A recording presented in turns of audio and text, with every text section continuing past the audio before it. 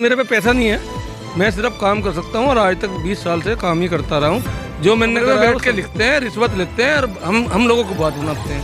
हम गोयल मेयर साहब गोयल नहीं है, सपना वर्मा। पुलिस पर दबाव मत बनाओ, नाजायज जायज बना लो, किसी को गलत।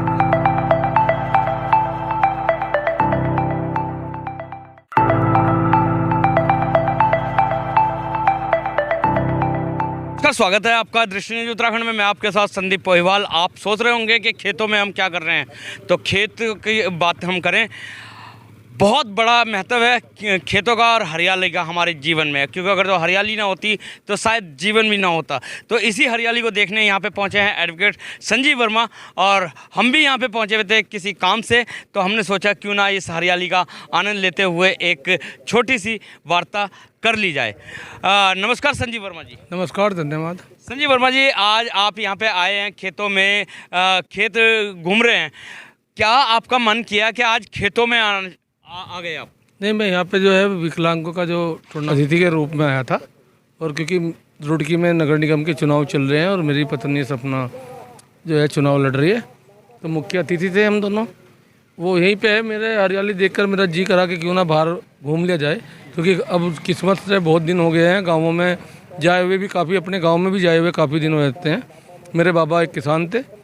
जानसठ तहसील में एक छोटा सा गाँव था, राजपुर तिलोरा, वहाँ पर आज भी हमारी पैतृक ज़मीन है। और इत्तेफाक से बिजनेस भी हो गया कि हम स्वर्णकार जाति से थे, और उसके अलावा मेरे फादर टीचर थे, तो वो भी हो गया। तो मैं इन सभी चीज़ों से गुजरता हुआ आया हूँ, तो अपना बचपन भी याद रहता है, बीच का दिन भी याद रहते हैं, और अब जो ज़िंदगी जी रहा हूँ वो भी याद रहती है।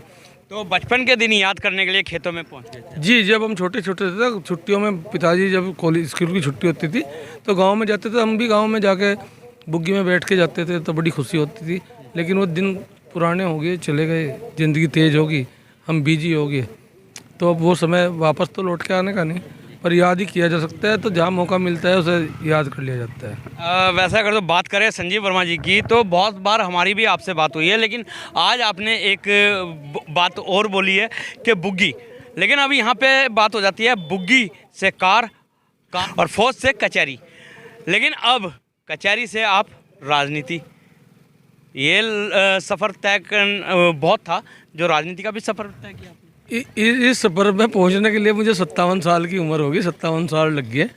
और रही बात राजनीति की, तो राजनीति का अगर जो मैं जनक कहूँगा, कभी आप फुर्सत में सवाल पूछोगे, तो यही गांव, यही धरती है कि ना मैं उस बेलडा प्रकरण में आता शामिल होता और ना मैं उसमें लड़ता, तो मैं राजनीति से बहुत दूर ही रहता। मुझे राजनीतिक लोग पसंद नहीं हैं। अच्छा, राजनीति में आके क्या क्या अपने गुण सीखे राजनेताओं वाले?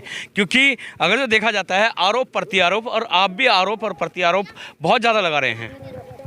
राजनीति में आके जो मेरे बीच में अपने क्लाइंटों के लिए राजनीतिक लोगों ने जो बाधाएं उत्पन्न कर रखी हैं, किसी में एफआईआर लगा दी, किसी मुलजिम को बचा दिया, कोई सही काम नहीं होने दिया। आरोप तो वे औरों पे लगाते हैं, लेकिन उन पब्लिक को, आम पब्लिक को, उनका वे किस तरीके से कर रहे हैं और किसकी सिफारिश कर रहे हैं वो पता नहीं लग पाता, क्योंकि अधिकारी लोग जो है उनसे डरे रहते हैं कभी ट्रांसफ़र हो जा। तो मेरे सामने ऐसी स्थिति नहीं थी, मुझे पता लग जाता था किस आदमी की कहाँ सिफारिश लगती है। एक नफीस नाम का व्यक्ति आज भी वांछित है, और उसने एंटिसिपेटरी बेल पिछले 6 महीने से हाईकोर्ट में डाल रखी थी।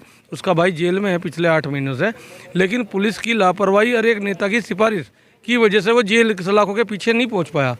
लेकिन कल उसकी बेल खारिज होगी हाई कोर्ट से, तो शायद अब मुझे आशा है कि 2-3 दिन में पहुंच जा। लेकिन वो मेरी लड़ाई थी, और लड़ाई किसकी वजह से हुई? राजनेता की वजह से। अरे भाई, तुम अपना काम करो, समाज सेवा में हो तो नेता बने हो, समाज सेवा के लिए बने हो। पुलिस पर दबाव मत बनाओ, नाजायज जायज बना लो, किसी को गलत पकड़ दिया तो छुड़ाओ। किसी के साथ नाजायज हो रहा है उसे लड़ो उसके लिए। ये थोड़ी है कि किसी बदमाश को बचाओगे।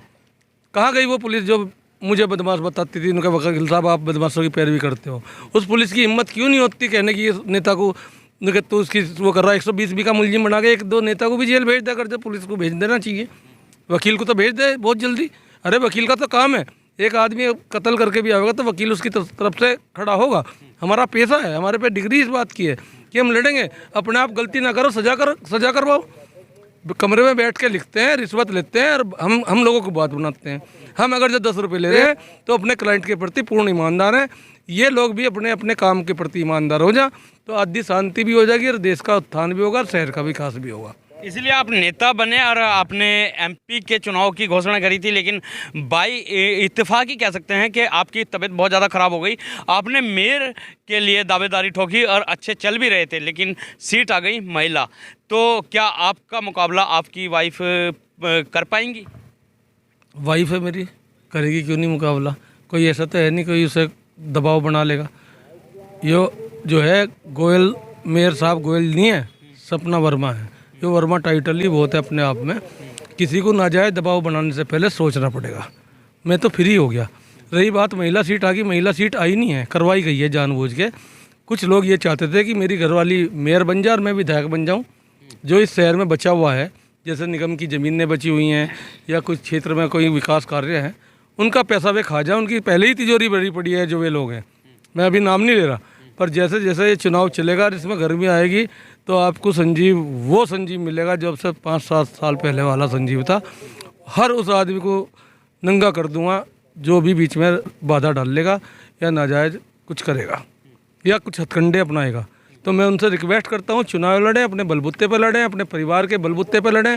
तुम्हारी क्या छवि है, तुमने आज तक क्या करा है, हिम्मत रखे मेरी तरह कहने की, तो मुझे बड़ा मजा आएगा। मैं वो कहीं ना कहीं वर्मा जी आप ये कहना चाह रहे हैं कि आपके डर की वजह से महिला सीट हुई है? डर की नहीं, मैं झूठ नहीं बोल रहा हूँ। यदि यकीन नहीं आए तो अंदर से जांच करवा लो, पुलिस रिपोर्ट देख लो कि वास्तविकता में ये हुआ या नहीं हुआ। लोगों के पास चर्चा ये भी है कि कुछ पैसे वालों ने पैसे भी दिए महिला सीट हो जाए, लेकिन मेरे पे पैसा नहीं है। मैं सिर्फ काम कर सकता हूँ और आज तक 20 साल से काम ही करता रहा हूँ। जो मैंने करा है वो सबको पता है। तो कौन 3-4 साल से एक्टिव हो गया, 1-2 साल से, मेरे पे फॉर्मेलिटी निभानी नहीं आती। मैं जो हूँ साफ हूँ, मुंह पे कहने की हिम्मत रखता हूँ। वर्मा जी आप कानून विशेषज्ञ है, तो एक आपत्ति नाम की भी वो होती है, आपत्ति कर सकते हैं। तो आपने आपत्ति क्यों नहीं करी महिला सीट पे? नहीं, मैं आपत्ति क्यों करूँ। मैंने तो अपने बैनर पे पहले ही 6 महीने पहले ही पोस्टर 4 फोटो चिपकाए थे। यानी कि आपको अंदेशा था कि ऐसा होगा? नहीं, ऐसा चर्चा चल रही थी कि पैसे जा रखे हैं, महिला सीट होगी। फिर ओबीसी वाली बात आई, ओबीसी ही होनी थी, नहीं हुई तो मुझे कोई परवाह नहीं है।